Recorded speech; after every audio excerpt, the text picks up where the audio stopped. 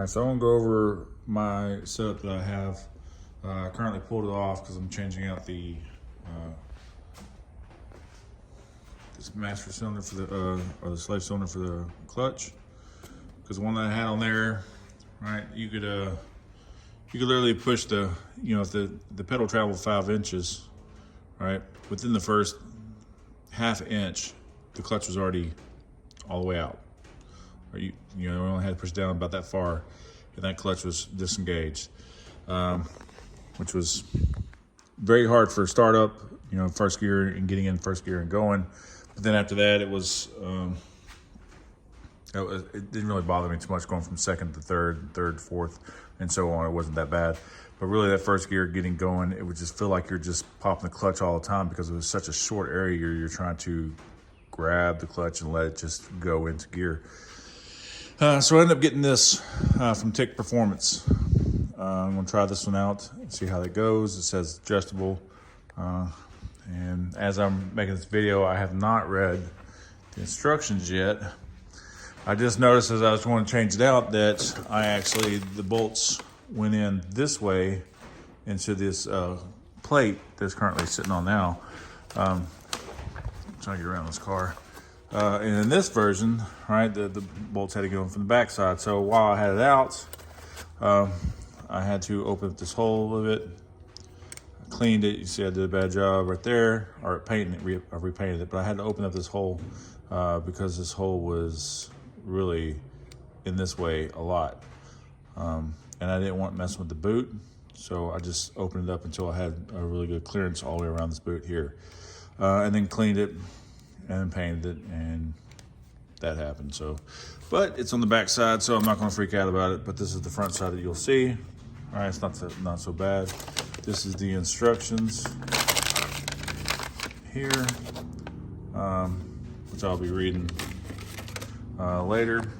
But this is while I had it all out, I had to pull all this out just to get this out behind it. This sits in against the firewall, and this is up against, or this is up against this, so forth, so on. It's all sandwiched in together. So while I had this out, I was like, I'm gonna go ahead and paint it, and freshen it up while it's out, while I can. And then I was like, I might as well just show people, because a lot of people have asked about these right here, brake boosters, or hydro boosters, I should say. This is from a van. I want to say it was a 2001 or 99 2001 van this came out of, but it also could come out of trucks and stuff like that. This piece right here is the original brake booster. This is where it mounts to the firewall, and then this I just drilled out, and I just drilled the rivets that held the brake booster thing on there. Drilled it out so I could get this off by itself. So this is my mounting plate, which holds it like that. So these are the ones that I drilled out. All right, they went on like that. I'm about to put it all together.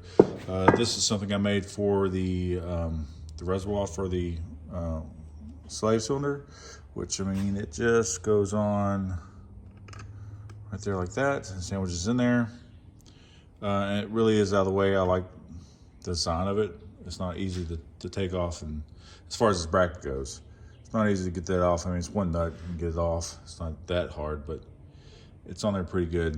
It doesn't flex, and I like it. So this is, so I'm about just to reassemble this. I want to set this over here if I can.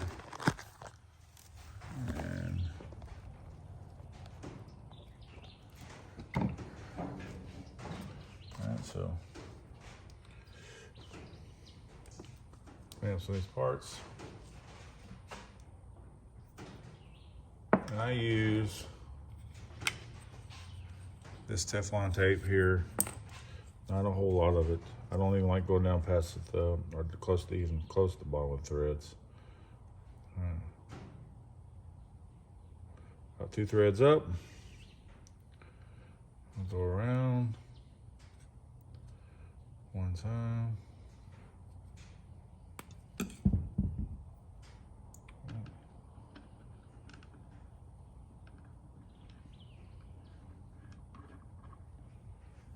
There's one there.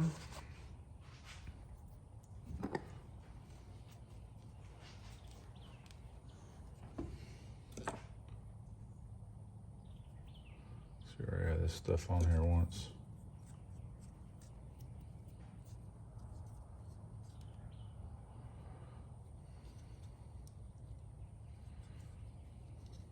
These are just AN fittings, so that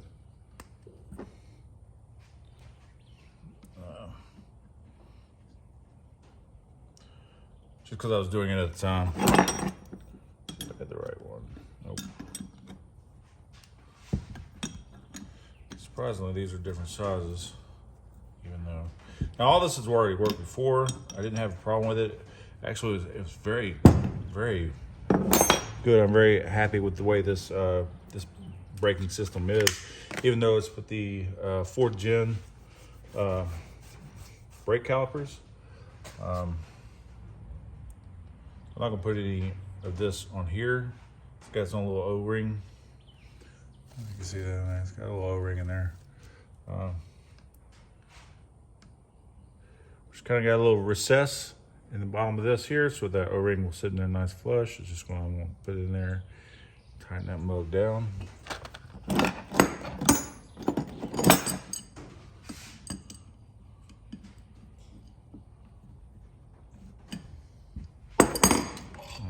I have the wrench here.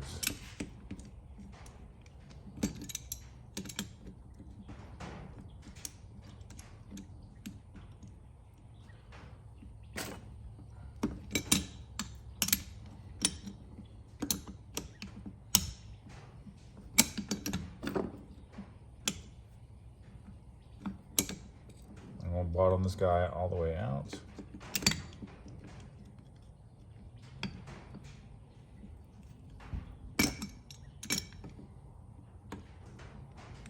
And then any excess of this Teflon tape I can just tear off, just to make sure that I don't leak.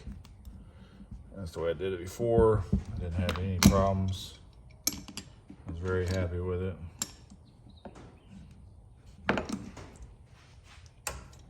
Okay. So here are my nuts that hold the back of this guy here on. Make sure I got it oriented correctly.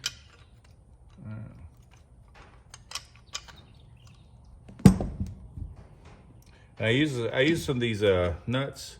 I thought at one time that I was going to have to use it as like a spacer to push it in and out, you know, to tilt this down or up, but it didn't. Worked out just fine. So like this, and these go on here like so.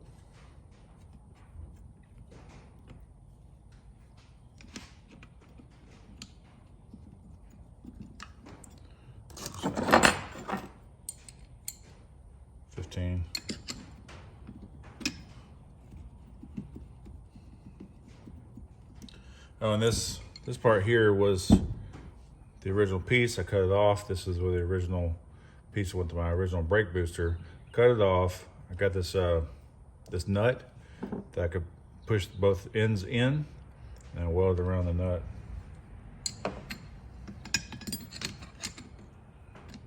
Not the best, but it works.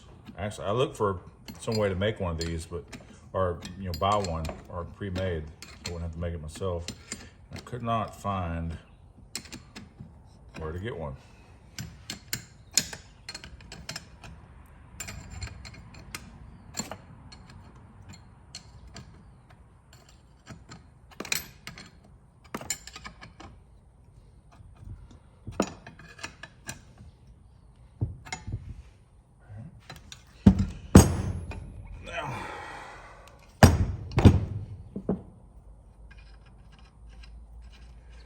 The master cylinder is off a 4th gen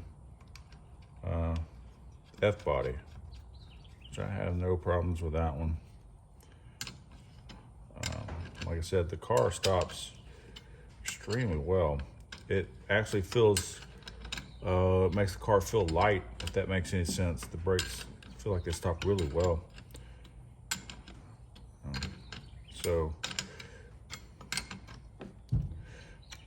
I don't have any numbers that say how fast it stops.